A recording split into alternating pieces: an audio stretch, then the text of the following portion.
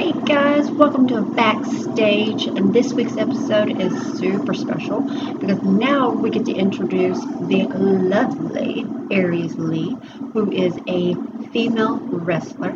That's right, the ladies are getting in on the action now, so buckle up, sit back, because it's a ride you will not forget. Bye!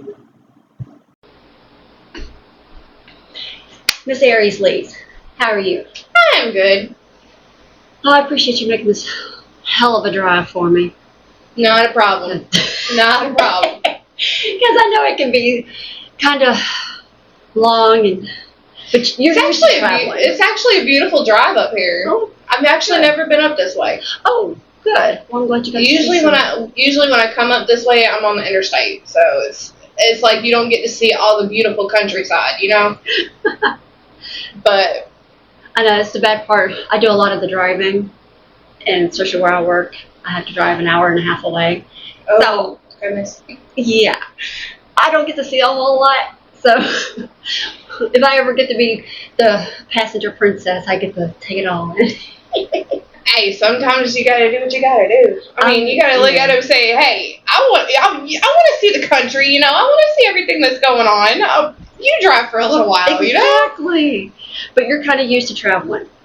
Yes. Well, Here recently, I haven't been traveling as much as I like to, but you know. Well, that's why I wanted to sit down with you, because it's a rarity that I can get my little fingers on a female wrestler. Because there's not very many of you guys in the indie industry. There's really not. I actually have the privilege of working with a few. I have the privilege of working with Micah Taylor and Tracy Taylor's daughter, Tsunami. Yeah. She's been a friend of mine for, I don't want to say because I don't want to age myself, you know. But she's been my friend for a long time. I knew her parents when they were at GCW. Okay. That's how I got to meet them. Amy Haven, she's also been a friend of mine for a while. You also have the up-and-coming talent at Spartan, which is every Tuesday, Spartan Academy Showcase, which is where I'm at right now. Where's that Spartan Academy? It's Spartan Arena. It's Spartan Pro Wrestling. We have the showcase every Tuesday, which is to showcase the up-and-coming talent in the indie industry in Calhoun County. It's a completely free show, so if you're in the area and you would like to come out and see it, more than welcome to. So we're not going to talk about how long you've been in. Yeah, no. Actually, I just actually come back into it. Okay, because you took a little bit of a break. That's a little bit, and you're slowly getting back in. Yes. And so, how's that going? It's going pretty well, actually. I've been privileged to work with some really good talent. The Saints actually brought me in. Of course, I'm repping my Saints of Violence. Real Saints of Violence, might I add. Jackson Blade and Corey Blaze.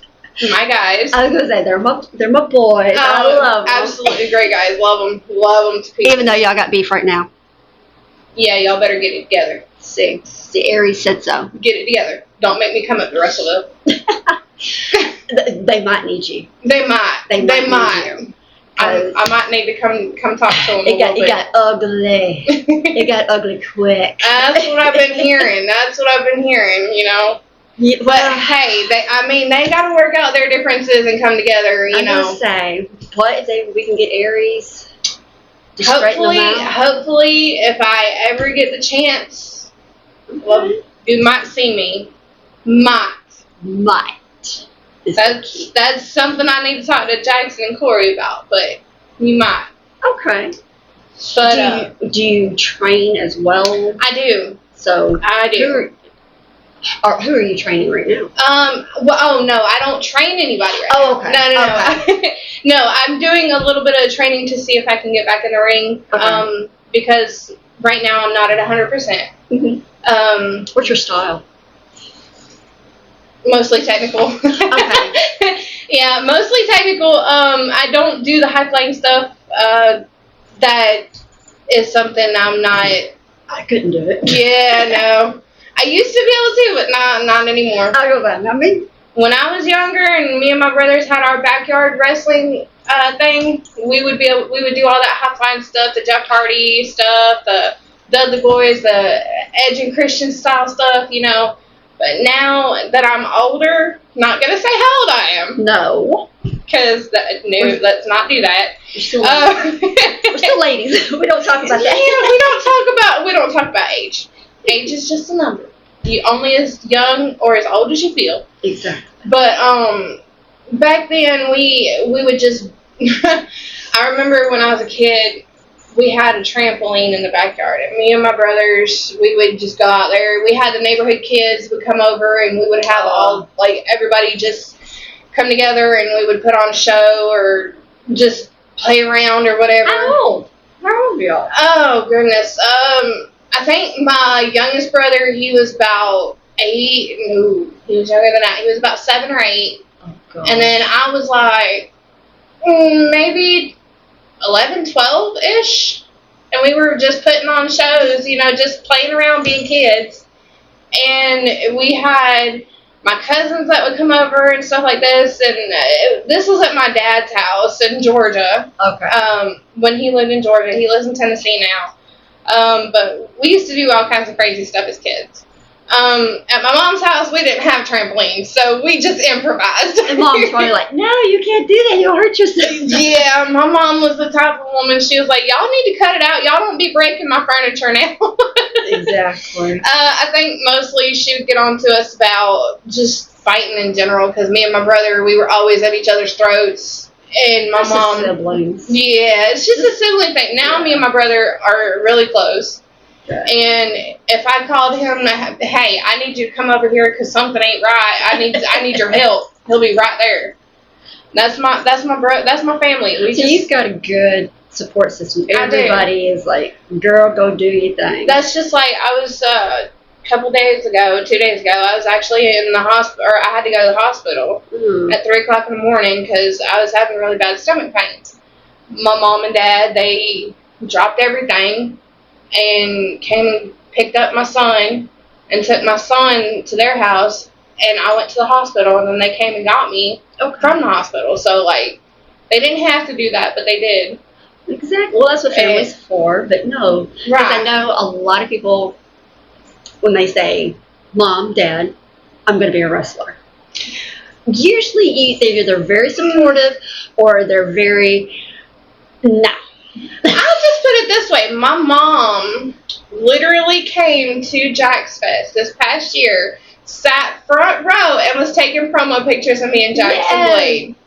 And she had a blast. And I had my stepdad there, my niece and nephews, my son, everybody was there, you know. And it was so much fun. My father, who lives in Tennessee, he has been asking all kinds of questions. He wants to come down here and see me in action, and I told him, I said, well, when you wanted to, come on down here, you know. Come on down. I love my family. I have a very good support system. My whole family, like, for the longest time, I was the only girl in the family. For the longest time. Like, my little sister, she, I would only see her during the summer when I would go to my dad's. Okay. And then my other sibling, she, I didn't get to see her until my stepdad now and my mom got married. Okay. So we were adults at this point. Big age gap. Yeah. And then when my baby cousin was born, she was the first one in the family to be born in 9 years, the first female to be born in 9 years. So there's an age gap there, but when she was a baby and she was born, I used to carry her around in like an Easter basket and say she was my baby. My baby. She was like my little baby doll. Aww. She's still my baby girl. She's grown now and has a family of her own. They're always going to be our babies. Oh yeah. Like I was telling you earlier, when my youngest son, when he was a kid, he's not a kid. He's 26 now. He's a grown man in the military. Yeah. That's But he's still my baby. Yeah. And just like my oldest, he just turned 29. 29 years Oh old. my goodness. See, I'm telling my age now. And he's my baby. So that's like I tell my son all the time. You may get older, but you're still gonna be my baby. It don't matter how old you are. Right now he's 2, going on 13. But you know. I completely understand.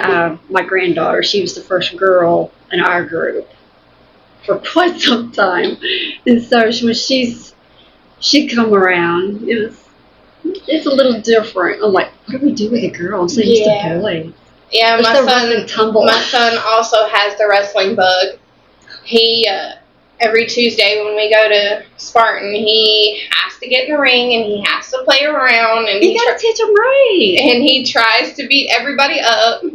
You gotta start them young. Oh yeah, he loves wrestling. Like we'll watch wrestling whenever it's on, and when we're in the car, I have Cody Rhodes' theme song on my playlist. So every time it goes, whoa, and it goes like this, and I'm just like, oh my goodness, my son is so cute. And right now his favorite wrestler is Jey Uso. That's his favorite. But if you ask him who his favorite wrestler is, he'll either say one of 3 people: Mama, Jackson, or Corey. Because he has this show that he watches. It's Blaze.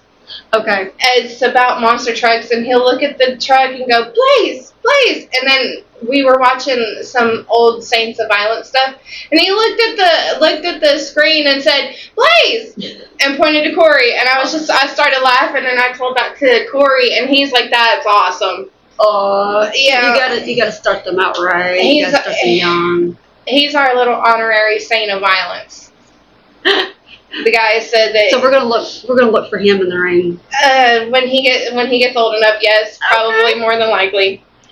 So you started like just roughhousing with your brothers when you were really young. So this is something you've always really wanted to get into. Oh, definitely. Who did you kind of take inspiration from? There's quite a few people. Because I know it's rare, for females to it is this rare. is what I'm going to do. It's rare for a female to actually be inspired, but my inspiration actually was a bunch of different wrestlers. I think my biggest inspiration was Razor Ramon and Eddie Guerrero, obviously. But my biggest female inspiration, and this is going to shock a lot of people because I don't usually take to these kind of women very often, but my biggest inspiration was Stephanie McMahon. Yeah. Because honestly, she was the type of wrestler and persona that I wanted to inspire her to be. Okay. Because she had that daddy's little princess thing down, and but as I got older, I kind of related more to a woman. Yeah. God rest her soul. That one still hurts. But she had that no nonsense type of mentality. Yes. And you just was drawn to her because of her beauty and the way that she carried herself. Mm-hmm. But mostly I have like several different people that I take inspiration from. But if you... Well, they want to, it is a male dominant sport. Because you guys are athletes. I will say that. You guys are athletes. And I have had some criticism in my time. Of course. From, well, not going to say my time because I'm aging myself. But I've had some criticism from people saying that you're a female, there's no way you can compete in a man's sport. Mm-hmm. But that's just people being old school, and I respect the veterans. Lord knows I do, because they paved the way for us. Yeah. But I just look at them and say, if you can do it, I can do it. Why not? I mean, there's no reason I can't. Yeah, that's why I was like. That's why I was telling Michael, I was like, I need female wrestlers. Because this is such a male dominant industry, we'll just say the industry itself is a male dominant field, and for women to want to get into this, right, it is rare. We're seeing more and more. Yes. Now, because I mean, if you see WWE and you see all those ladies. I have met quite some very talented female wrestlers, just in the past few years alone. Like I said, Tsunami, she's very talented. Yep.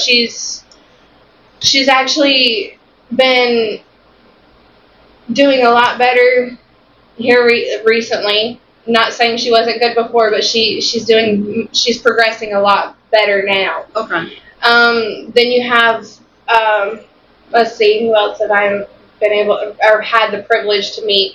Kylie Alexa. Oh. She's really, really talented. Mm-hmm. Her sister, Kenzie, okay. She's also really talented.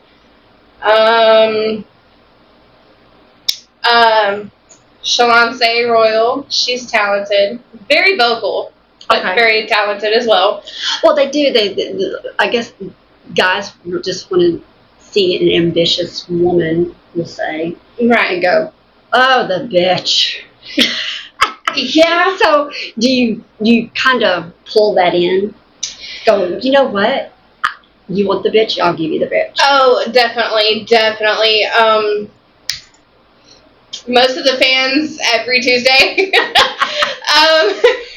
It's very difficult for me to rein it in a little bit, but you know, okay. when I do actually have fans that heckle me, I'm just like, you know what? I'm gonna give it right back to you. Yeah, that's where I was gonna go. Okay, because I know you've got the toughness, I'm gonna come for you. But when people come at you, I don't back down, not one bit. You just I am the goddess of violence for a reason. You just feed off of I do. Good. It's actually funny. My second week at Spartan. No, wait a minute. Hold on. Let me think before I say something wrong here. Maybe a couple weeks into being at Spartan, Amara Crow, she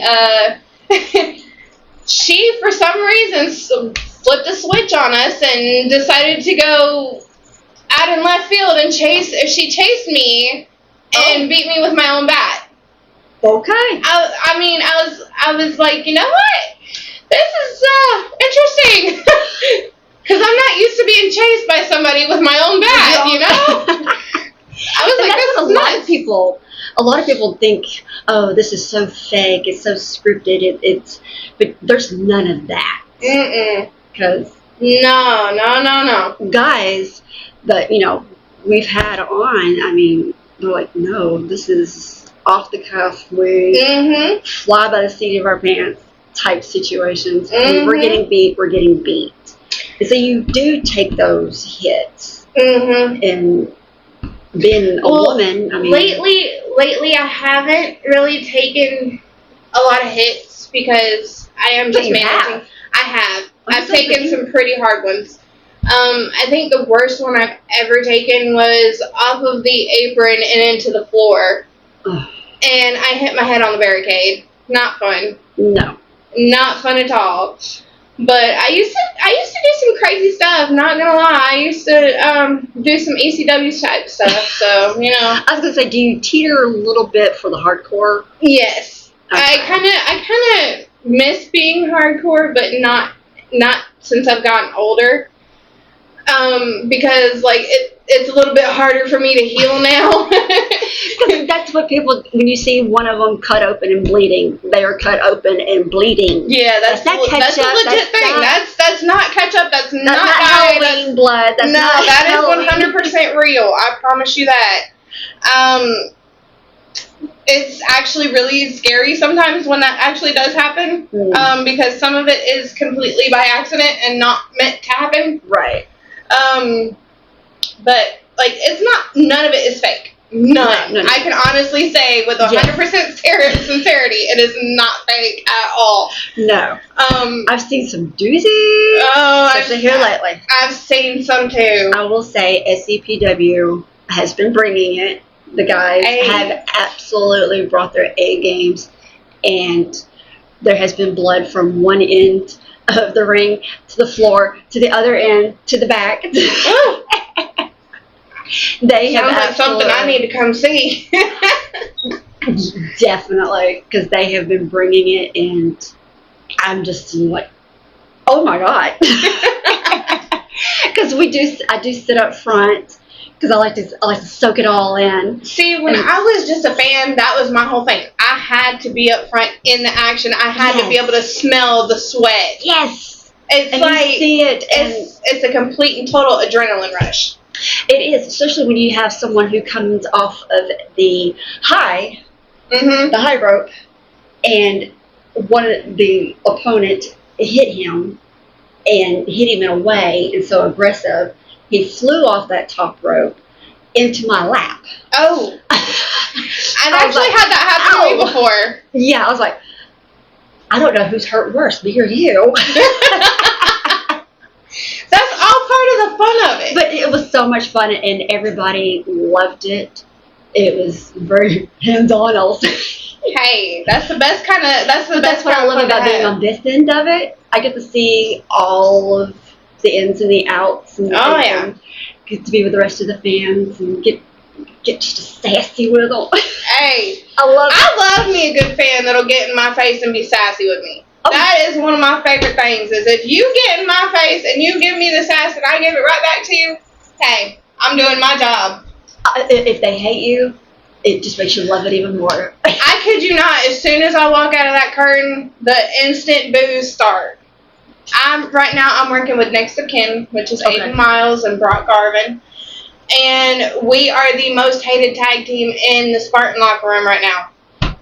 And I am loving every second of it because I will walk out and instantly get booed, and I'm just like, I'm here for it. I'm here for it. Let's go. Let's go. Give me all that heat you want to. Oh my! Would you ever go? Would you ever go, baby? Probably not. No. Probably not. I'm not gonna lie. It's just something about being a heel that I absolutely love. That's what you all tell me. Like once you go heel, you just. I actually had I had a wrestler tell me one time. He was a heel, and I asked him the same question you just asked me, and he said, "Probably not, because because I'm a babyface every single day of my life. I am a good person. I'm a nice person. Yes. So for that little bit of time, I get to be somebody I'm not, or." That's what he said anyway. Or your alter ego. Me, on the other hand, I am me, and that's all I'm ever going to be. I'm sassy. I'm a bitch. I don't care. I'm just me. I work in the corporate world. Outside of this, I will say I do have like a regular, and I have to be nice, and I don't want to be nice. It's that little bit of I really envy you guys when y'all get to go. They're like, you know what? You just son of a bitch. So you can release all that. Well, the rest of us are like, see, that's the thing is that particular wrestler, he was always heel. He never wanted to be face ever. Yeah. But me, I could go either way. I could be a heel or I could be a face. Okay. I prefer being heel. That's just me. Yeah, it seems to be more fun. It is. Heels have way more fun. Way more fun. Because that's one thing. We've had a heel to go face. You go baby. And he was like, that's the ultimate challenge. You go from hating me so much to loving me. I have only seen a handful of people that are able to make that transition. Mm-hmm. And actually make it legitimate. And it is very difficult to do. Yes. Because you have wrestlers like, let me use an example. You have wrestlers like Damian Sarrazin, for example. He's a friend of mine. He can go from being a heel to a babyface just like that. And it works for him.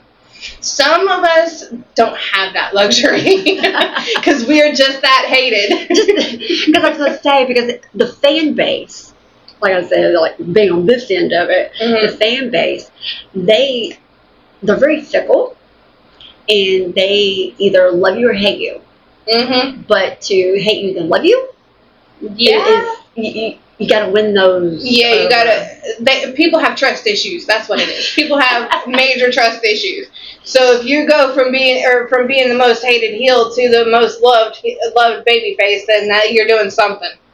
Yes. Because honestly, people just have trust issues. So they're gonna look at you and hate you, and then you're gonna try to go babyface, and then they're gonna be like, I don't know if I want to cheer for this person. You know, they did kind of get in my face. It's difficult. It is difficult. Yeah. I will say that, because being on this end of it, you know, we kind of like yelling at y'all. We like calling y'all dirty names. Honestly, I like y'all yelling at me. To be honest with you, I'm like, yes, please yell at me. I was like, we like yelling at y'all. We like calling you dirty little names. And I like it. we get our impressions out. Hey, y'all go ahead. Y'all are fans. Y'all work. You know, you work your butts off, and you don't have an outlet other than wrestling. So say like you have people that are having a bad day, and there's a wrestling show that night. By all means, come to the wrestling show. Give us pure hell. Yes. Then go home and you'll feel a whole lot better, you know? You're like, I told them what I thought of them.